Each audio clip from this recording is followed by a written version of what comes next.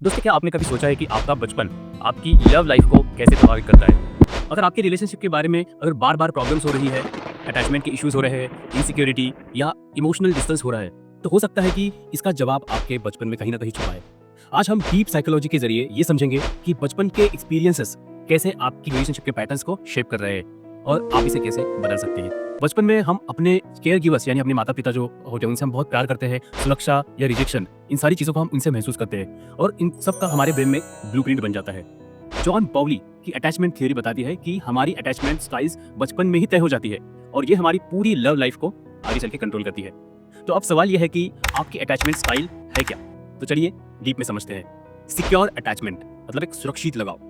अगर बचपन में आपको प्यार, सपोर्ट और स्टेबिलिटी मिली है तो आपका रिलेशनशिप भी सिक्योर रहता है, आप खुद उसमें सिक्योर रहते हैं। आप आसानी से इमोशनल कनेक्शन भी बना सकते हैं, आप ट्रस्ट कर सकते हैं और इंडिपेंडेंट भी रह सकते हैं। आपका रिलेशनशिप हेल्दी और स्टेबल रहता है। लेकिन क्या हर किसी रिलेशनशिप में ऐसा हो सकता है? नहीं। देयर इज नेक्स्ट एंशियस मतलब बेचैन अटैचमेंट। अगर बचपन में आपको इनकंसिस्टेंट प्यार मिला हो, कभी बहुत अटेंशन, कभी बिल्कुल भी नहीं, तो आपका ब्रेन इनसिक्योरिटी को डेवलप कर लेता है। आपको अक्सर डर रहता है कि आपका पार्टनर आपको कहीं छोड़ के चलाना चाहे। आप ज्यादा अटेंशन और कंफर्मेशन मांगते रहते हैं रिलेशनशिप में। छोटी छोटी चीजों पर ओवर थिंकिंग करना शुरू कर देती है। ऐसे लोग बहुत प्यार देने वाले होते हैं लेकिन अंदर ही अंदर स्ट्रगल कर रहे होते हैं वो।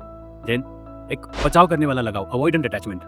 अगर बचपन में आपको सिखाया गया है कि इमोशंस दिखाना मतलब वीकनेस है या माता पिता बहुत ही डिस्टेंट थे आपसे, तो हो सकता है कि आपने इमोशंस को दबाना ही सीख लिया हो। तो आप क्लोजनेस से हमेशा डरते रहेंगे रिलेशनशिप की। इमोशनल कनेक्शन से बचने के लिए आप रिलेशनशिप से दूरी बनाए रखना पसंद करेंगे। पार्टनर को और इंडिपेंडेंट खाते हैं आप और उनसे कम्युनिकेशन से भी आप बचते रहते हैं। तो क्या आपको ऐसा महसूस होता है कि कोई आपके बहुत करीब आ रहा है तो आप अनकंफर्टेबल हो जाते हैं? देन डिसऑर्गेनाइज्ड अटैचमेंट, अव्यवस्थित लगाव। अगर बचपन में आपको ट्रॉमा या नेग्लेक्ट या अब्यूज का सामना करना पड़ा हो तो ये स्टाइल डेवलप हो जाती है अटैचमेंट की। इसमें रिलेशनशिप में बार बार टॉक्सिक पैटर्न्स का रिपीट होना। आप प्यार चाहते हैं लेकिन डर भी लगता है। कभी बहुत क्लिंग होते हैं, कभी बहुत डिस्टेंस होते हैं। ये अटैचमेंट स्टाइल होती है, लेकिन इसका भी एक हल है। अगर आप अपनी रिलेशनशिप में वही पुरानी प्रॉब्लम्स बार बार देख रहे हैं तो अब समय आ गया है कि आप अपने अटैचमेंट स्टाइल को हील करें, उसको बेहतर करें। क्या कर सकते हैं आप? सेल्फ अवेयरनेस सबसे पहली बात है। पहचानो कि आपकी अटैचमेंट की स्टाइल क्या है। क्या आप बहुत जल्दी इनसिक्योर हो जाते हैं? क्या आपको रिलेशनशिप में बहुत ज़्यादा स्पेस चाहिए होता है?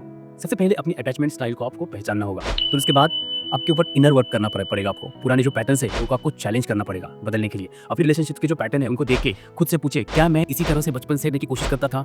देन रिलेशनशिप में ओपन होकर बात करना बहुत ज़्यादा इंपॉर्टेंट है। अगर आपका पार्टनर आपसे अलग अटैचमेंट स्टाइल का है तो उससे कम्युनिकेशन करना बहुत ज़रूरी है। अपने दर्द और ज़रूरतों को उसे हमें एक्सप्रेस करना चाहिए। अब मैं आपसे पूछना चाहता हूँ कि आपकी अटैचमेंट स्टाइल कौन सी है? आप स्टडी करिए, अंडरस्टैंड करिए। और क्या आपको लगता है कि आपके बचपन का आपकी रिलेशनशिप पर थोड़ा भी असर पड़ा है? अपने थॉट्स कमेंट में जरूर शेयर करिए। और अगर आप अपने रिलेशनशिप पैटर्न्स को डीपली समझना चाहते हैं तो इस चैनल को सब्सक्राइब करना मत भूलिए। मिलते हैं अगले वीडियो में, तब तक खुद को और अपने रिलेशनशिप को और बेहतर बनाते रहिए।